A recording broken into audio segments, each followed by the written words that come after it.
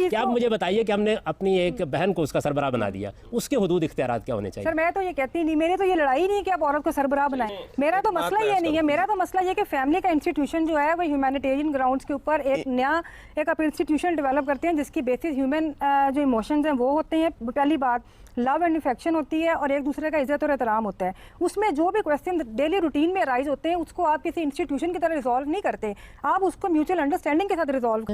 मेरा ख्याल है कि हमारी बहन ने उस बात का एतराफ़ कर लिया, उनके जहन में किसी इदारे का कोई तसव्वुर नहीं है, हुकूक और फ़राइज़ का कोई तसव्वुर नहीं है। ये असल में मामला मोहब्बत है बुनियादी तौर पर, बाहमी एहतराम से जब तक चलता रहेगा, इसके अंदर जिम्मेदारी किसी पर डाली नहीं जा सकती। ये बात वो नहीं फरमा रही, वो ये फरमा रही हैं कि जिम्मेदारियां मैं तस्लीम करती हूँ होनी चाहिए, लेकिन बजाय कि आप एब्सोल्युटली उनको डिवाइड कर दें, वो बाहमी कंसेंट के साथ डिस्ट्रीब्यूट होने चाहिए, ये उनका मुकदमा है। बड़ी आपने दिलचस्प बात की, जिम्मेदारियां मैं तस्लीम करती हूँ, तो मैंने गुजारिश की थी कि आप इसको इदारा मानती हैं, इसका एक सरबराह होना चाहिए, आप बताइए क्या जिम्मेदारियां होनी चाहिए। यानी ये जिम्मेदारी का लफ्ज़ जब आप बोलते हैं तो बताइए ना क्या जिम्मेदारियां होनी चाहिए। यानी हमने कॉन्स्टिट्यूशन बनाया अपने मुल्क का, तो तय किया कि उसके अंदर किसके हुकूक क्या है, उसकी जिम्मेदारियां क्या हैं।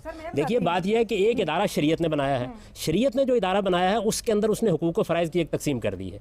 उस हुकूक व फ़राइज़ की तकसीम को हमने वाज़ेह करने की कोशिश की आपके ऊपर। हमने ये बताया कि ये हुकूक व फ़राइज़ असल में एक इदारे को इदारा मानकर एक सरबराह का तकर्रुर करके फिर कायम किए गए हैं। आपने फरमाया ये इदारा होना ही नहीं चाहिए।